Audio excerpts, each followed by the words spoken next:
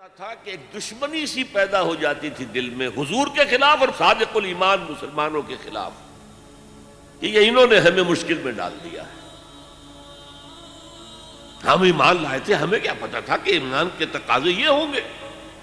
ہم سمجھے تھے بس ایک عقیدہ ہے, بدل لیا, اللہ خیر صلی اللہ. یہ تقاضے تو بڑے بھاری ہیں, ان کو پورا کرنا تو آسان نہیں ہے. وہ جو اقبال کہتا ہے تو بچا بچا کے نہ رکھ اسے, تیرا آئینہ ہے وہ آئینہ کہ شکستہ ہو تو عزیز تر ہے نگاہ آئینہ ساز میں.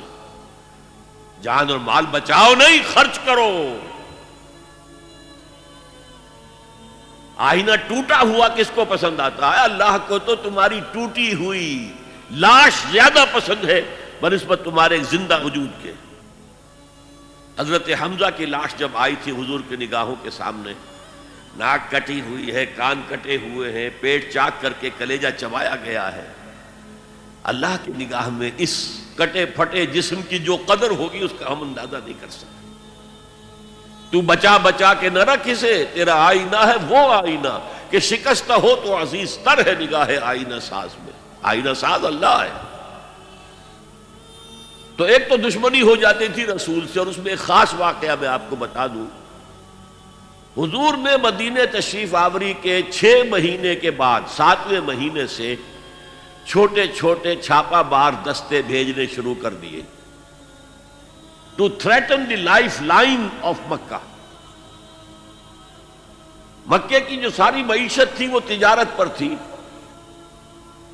اور اگر آپ تاریخی حیثیت سے جاننا چاہیں کہ یہ لنک بن گئے تھے trade between east and west. دیکھیے جب تک نہر سویز نہیں تھی تو مشرق و مغرب کے درمیان سمندری راستہ تو کوئی نہیں تھا. ابھی 1498 جب آئے گا, کوئی 1000 برس کے بعد, تب وہ راستہ جو ہے ملے گا انسان کو کہ round the Cape of Good Hope, افریقہ کی جنوب تک جا کے پھر جاؤ تو مشرق کا راستہ کھلا ہے.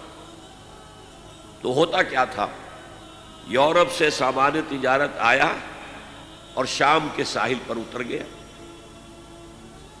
ادھر ایسٹ انڈیز سے جاوا, سماٹرا, ہندوستان, چائنا, ادھر سے مال آیا سمندر کے راستے سے اور یمن کے ساحل پر اتر گیا. And between these 2 points caravans of the Quraysh, they were going to and fro. جنوب میں گئے, سردیوں کے زمانے میں وہ جاتے تھے جنوب میں, گرمی کم ہوتی تھی یمن کی طرف. وہاں سے مال اٹھایا اور چلے اب شام تک پہنچ کر شام کے ساحل پر پہنچا دیا. وہاں سے شام کا ساحل یورپ کا آیا ہوا سامان اٹھایا اور وہ لا کے سیدھا جنوب میں, سیدھا راستہ تھا بالکل سیدھا, اسٹریٹ ٹو دی نارتھ, اور وہ جو ہے آ کر یمن پہ اتار دیا. یمن سے پھر مشرقی ممالک کے تاجر وہ خریدیں گے اور لے جائیں گے کشتیوں کے ذریعے سے. شام سے یورپ کے تاجر وہ جو ہے وہ خریدیں گے اور لے جائیں گے. تو یہ کنیکشن بن گئے تھے between the trade between east and west. اور ان کو یہ سہولت حاصل تھی, پروٹیکشن حاصل تھی کہ کوئی بھی قبیلہ عرب کا ان کے کیروانز کے اوپر حملہ نہیں کر سکتا تھا, because they were the custodians of Kaaba. اور تمام قبیلوں کے بت کعبے میں رکھے ہوئے تھے, as if they were hostages with them. کوئی قبیلہ ان کے خلاف جارحیت کرے گا تو وہ اس کے بت کی گردن مروڑ کر باہر پھینکیں گے. اس وجہ سے انہیں اس پوری تجارت کے اندر, اور ان کی جو مالی حیثیت بہت بہتر تھی قریش کی بقیہ پورے عرب سے, اس کا سبب یہ تھا. اب حضور نے کیا کیا, اسے تھریٹن کیا. We are very much here now. This can be called the economic blockade of Mecca. یہ تھا پھر جس کے نتیجے میں, اچھا اس وقت تک قرآن مجید میں قتال کا حکم نہیں آیا تھا. یہ حضور کی اپنی تدبیر تھی, اپنا اجتہاد تھا. تو وہ کہتے ہیں دیکھو جی ابھی قرآن میں تو حکم آیا نہیں, یہ تو کچھ ایڈونچرس آدمی معلوم ہوتے ہیں, ایمبیشس آدمی معلوم ہوتے ہیں, انہوں نے ہمیں مصیبت میں ڈال دیا. پھر ان کا کہنا یہ تھا کہ بھائی دعوت سے, تبلیغ سے, نصیحت سے, ٹھنڈی ٹھنڈی باتوں سے اپنی بات پھیلاؤ. یہ کیا چھیڑنا قریش کو کہ پھر جنگوں کا آغاز ہو جائے. اندر تو تھی اپنی بزدلی، لیکن اس کے اوپر ردے چڑھ رہے تھے فلسفے کے. جیسے ہم کہتے ہیں کہ اگر کسی کو گڑ دے کر مارا جائے تو زہر ضرور دینا ہے. تو اس اعتبار سے وہ حضور سے بھی اپنے دل میں عداوت محسوس کرنے لگے.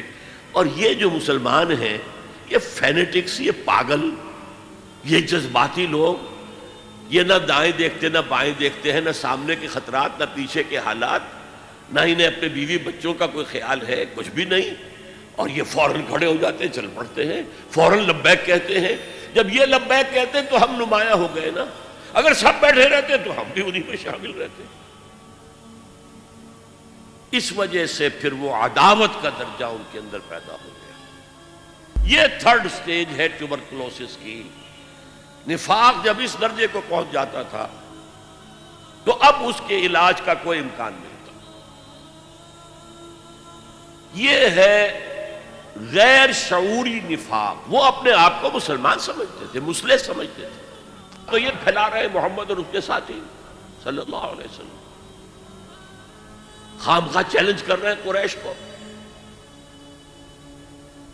یہ انداز جیسے کہ سورہ بقرہ کے دوسرے رکوع میں ہے، وَإِذَا قِيلَ لَهُمْ لَا تُفْسِدُوا فِي الْأَرْضِ قَالُوا إِنَّمَا نَحْنُ مُصْلِحُونَ. جب ان سے کہا جاتا تھا دیکھو اللہ کے دین کو قائم کرنے کے لیے ایک جمعیت فراہم ہوئی ہے، اس کے امیر محمد ہیں صلی اللہ علیہ وسلم، اور اب عالمی اصلاح کا ایک پروگرام پیش نظر ہے، تم اس جماعتی زندگی میں رکھنا ڈال رہے ہو تو گویا کہ فساد مچا رہے ہو. وہ کہتے نہیں، ہم تو جی اصلاح چاہتے ہیں، مصلحین ہیں. یہ فساد تو تم مچا رہے ہو، جنگیں تم نے شروع کر دی ہیں. ہم تو کہتے ہیں کہ صلح کے ساتھ کام کرو اور دعوت و تبلیغ کے ذریعے سے، صرف اس مشنری زیل کے ذریعے سے اپنی بات کو پھیلاؤ. یہ تھے مدینے کے منافقین. اب چند باتیں میں اس نفاق کے ضمن میں اور عرض کر دوں. حضور نے فرمایا صلی اللہ علیہ وسلم نفاق کے بارے میں، ما خافہ الا مومن وما امنہ الا منافق. نفاق کا خوف رہتا ہے صرف صاحب ایمان کو، اور نفاق سے اپنے آپ کو محفوظ سمجھتا ہے صرف منافق. صاحب ایمان کو ہمیشہ اس فکر میں رہتے تھے ہم سے کوئی کمزوری ظاہر نہ ہو جائے، مال اور اولاد کی محبت کہیں ہمارے قدم نہ روک لے، کہیں اللہ کے ہاں ہمارا شمار منافقین میں نہ ہو جائے. کوئی چھوٹی سی تقصیر ہو گئی تو وہ بھی انہیں معلوم ہوتا تھا کہ جیسے پہاڑ ان کے سروں پر آ گیا ہے.